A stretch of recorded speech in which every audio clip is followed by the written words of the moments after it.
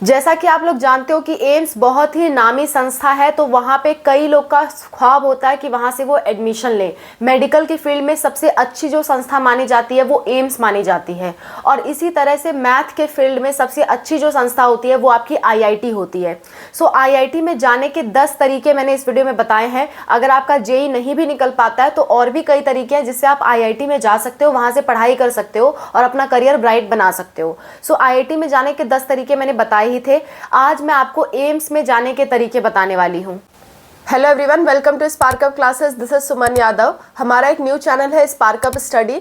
इस पे आप तैयारी कर सकते हो। सीनेट की तैयारी कराना मैंने स्टार्ट कर दिया है। सीनेट के 30 प्रीवियस ईयर क्वेश्चंस मैंने सॉल्व करा दिए हैं। आज भी उस पर वीडियो पड़ेगी। सीनेट की तैयारी इधर लगातार आपकी चलेगी जब तक आपका एग्जाम नहीं आ जाता।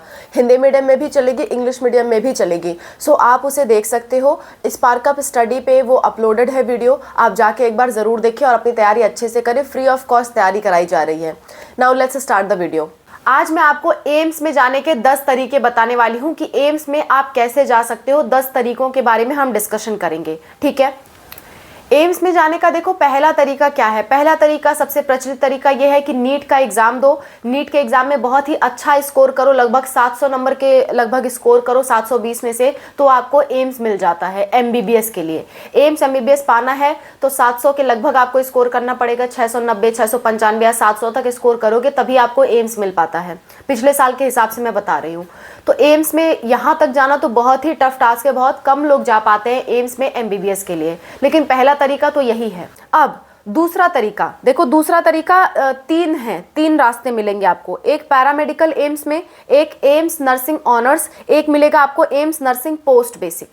इन तीनों के लिए ही आपको एक एग्जाम देना होता है, एम्स PAAR। नाम तो फॉर्म का एक ही है, लेकिन इसमें 3 ब्रांचेस निकलती हैं। इन तीनों का फॉर्म आपको अलग अलग भरना होता है। जैसे मान लो आप पैरामेडिकल में जाना चाहते हो, जैसे कि BMLT, BMRIT, BOTT, dental hygienist, डोरा, ये सब आप बनना चाहते हो, तो उस केस में आपको एम्स पैरामेडिकल देना होता है। इसके फॉर्म का नाम एम्स PAAR ही होगा। ये लड़के और लड़कियां दोनों दे सकते हैं, ठीक है। ये भी काफ़ी प्रेस्टिजियस जॉब है, इसमें भी आपकी काफ़ी वैल्यू रहती है, सो आप इस तरफ भी जा सकते हो। दूसरा जो एम्स नर्सिंग ऑनर्स है, ये सिर्फ और सिर्फ लड़कियां दे सकती हैं, बाकी कोई नहीं, लड़के नहीं दे सकते। एम्स नर्सिंग ऑनर्स सिर्फ और सिर्फ लड़कियां दे सकती हैं। तो एम्स नर्सिंग ऑनर्स में जाने के लिए भी आपको एम्स PAAR नर्सिंग एग्जाम देना पड़ता है। ये भी आपका काफ़ी ज़्यादा अच्छा फील्ड है, लड़कियां इसमें जा सकती हैं। इसके बाद है AIIMS BSc nursing post basic. देखो, इसे डायरेक्टली आप 12th के बाद नहीं दे सकते। इसके बाद आपको GNM करना होता है, और GNM करने के बाद आप इसे दे सकते हो, ठीक है। या फिर आप BSc नर्सिंग कर लियो तो भी आप इसे दे सकते हो। अच्छा, इसे लड़के और लड़कियां दोनों दे सकते हैं। जितना भी मैं आपको बता रही हूँ उसमें लड़के और लड़कियां सभी लोग एलिजिबल हैं, सिवाय एक के, जो कि है एम्स नर्सिंग ऑनर्स। उसको छोड़ दिया जाए तो बाकी जितने भी तरीके मैं आपको बता रही हूँ उसमें लड़के भी जा सकते हैं, लड़कियां भी जा सकती हैं, ठीक है। So AIIMS BSc nursing post basic के लिए भी आपको एम्स PAAR का ही एग्जाम देना होता है, लेकिन फिर ऑप्शन में आपको सेलेक्ट करना होता है AIIMS BSc nursing post basic. देखो, एम्स PAAR एक फॉर्म है, उसमें कई सारी ब्रांचेस हैं। मतलब एक बेसिक रजिस्ट्रेशन होता है, उसके बाद फाइनल रजिस्ट्रेशन में आपको कई सारे ऑप्शंस मिलते हैं। उनमें से आपको कोई भी ऑप्शन चूज करना है, आप कर सकते हो, ठीक है। अच्छा, टोटल 4 रास्ते मैंने आपको बता दिए। एक तो नीट के थ्रू, एक एम्स पैरामेडिकल, एक एम्स नर्सिंग, एक AIIMS BSc nursing post basic. अगला आपके पास तरीका है एम्स पार PG के फॉर्म आते हैं। यानी कि मान लो आप 12th के बाद डायरेक्ट एम्स में नहीं जा पाए तो आप ग्रेजुएशन कर लो।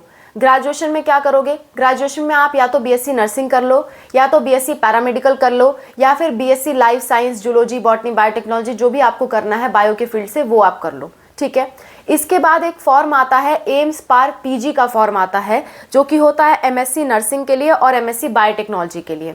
सो MSc बायोटेक्नोलॉजी के लिए आप अप्लाई कर सकते हो, ठीक है। एम्स पार PG के फॉर्म से MSc बायोटेक्नोलॉजी के लिए अप्लाई कर सकते हो, लेकिन इसके लिए आपको बायोलॉजी के फील्ड में BSc कोर्स करना होगा, जैसे microbiology, biotechnology, life science, zoology, botany, ये सब आपको करना होगा। बायो के फील्ड से आपका BSc कोर्स होना चाहिए, तो आप MSc बायोटेक के लिए एलिजिबल रहोगे। और अगर आप BSc नर्सिंग कर रहे हो तो उसके बाद आप MSc नर्सिंग कर सकते हो एम्स से, और इसमें लड़के और लड़कियां दोनों जा सकते हैं, ठीक है। अच्छा, ये आपका मैंने बता दिया 5वां रास्ता। 6वें रास्ते की हम बात कर लेते हैं। 6th जो रास्ता है वो ये है कि आप अपना MBBS कहीं से भी कंप्लीट कर लो, उसके बाद आप INI सेट का एग्ज़ाम दो।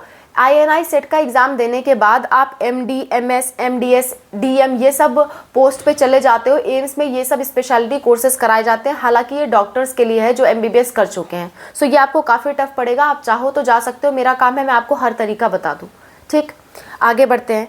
एम्स से आप PhD भी कर सकते हो। आपने BSc कर लिया कहीं से, फिर आपने MSc कर लिया, उसके बाद आप PhD करना चाहते हो तो एम्स के PhD के भी फॉर्म आते हैं। PhD के फॉर्म भर के उनका एग्ज़ाम दे करके आप एम्स में जा सकते हो, या फिर आप CSIR नेट का एग्ज़ाम दे करके भी एम्स में जा सकते हो।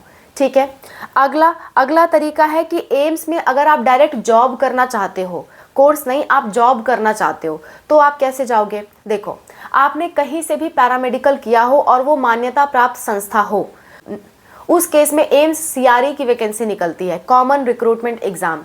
एम्स CRE का आपको एग्जाम देना होता है, उसके बाद डायरेक्ट आपकी जॉब लगती है। 70 से 80 हज़ार तक की आपकी जॉब लगती है मंथली बेसिस पे। सो आपने कोई भी पैरामेडिकल कोर्स किया है, कोई भी नर्सिंग कोर्स किया है, या फिर आपने MBBS का कोर्स किया है, इसमें CRE मतलब है कॉमन रिक्रूटमेंट। जितने भी भर्तियां एम्स में आती हैं वो एम्स CRE एग्जाम द्वारा उनमें भर्ती ली जाती है, उनमें आपको जॉब प्रोवाइड की जाती है। सो एम्स CRE का फॉर्म हर साल आता है। इस साल का फॉर्म ओवर हो चुका है, अब अगले साल आएगा। सो एम्स CRE का फॉर्म आप भर सकते हो, एग्जाम दे करके आप वहां डायरेक्ट नौकरी पा सकते हो। ठीक है, चाहे आपने एम्स से पढ़ाई की हो, चाहे आपने गवर्नमेंट से पढ़ाई की हो या ना की हो, उससे कोई मतलब नहीं है। बस आपकी जो संस्था है जहाँ से आपने पढ़ाई की है वो मान्यता प्राप्त होनी चाहिए, ऐसा नहीं है कि फर्जी संस्था हो।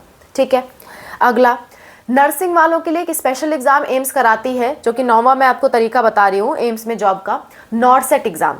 नॉर्सेट exam BSc nursing and GNM वालों के लिए होता है। अगर आप BSc नर्सिंग या GNM के बाद डायरेक्ट जॉब पाना चाहते हो एम्स में, तो उस केस में आप एम्स नॉर्सेट का एग्जाम दे सकते हो। स्पेशली ये आपको नर्सिंग ऑफिसर बनाता है। ठीक है, ये एग्जाम के बाद आप नर्सिंग ऑफिसर बन जाते हो एम्स में, और 70 से 80 हज़ार रुपये महीना आपकी तनख्वाह रहती है।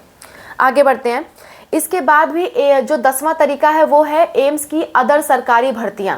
जैसे मान लो कोई भी संस्था है, वहाँ पे सफाई कर्मियों की ज़रूरत पड़ती है, वहाँ पे आपके इलेक्ट्रीशियन की ज़रूरत पड़ती है, वहाँ पे आपको इंजीनियर्स की ज़रूरत पड़ती है, संस्थाओं में आपको क्लर्क की ज़रूरत पड़ती है, संस्थाओं में आपको रिसेप्शनिस्ट की ज़रूरत पड़ती है, अलग अलग चीज़ों की ज़रूरत पड़ती है। एक संस्था ऐसे ही नहीं चलती। ऐसा नहीं है कि कोई मेडिकल कॉलेज है तो उसमें सिर्फ डॉक्टर्स ही रहते होंगे, उसमें सिर्फ स्टूडेंट्स ही रहते होंगे। वहाँ सफाई कर्मी भी रहते हैं, वहाँ आपके रिसेप्शनिस्ट भी रहते हैं, वहाँ आपके इलेक्ट्रीशियंस के भी काम आते हैं, वहाँ आपके इंजीनियर्स का भी काम रहता है। हर चीज़ एक संस्था को बनाने में लगता है, तो उसकी भी सरकारी भर्तियाँ आती हैं। sarkariresult.com जो वेबसाइट है उस पर अक्सर सरकारी भर्तियाँ निकाली जाती हैं एम्स से रिलेटेड और बाकी संस्थाओं से रिलेटेड।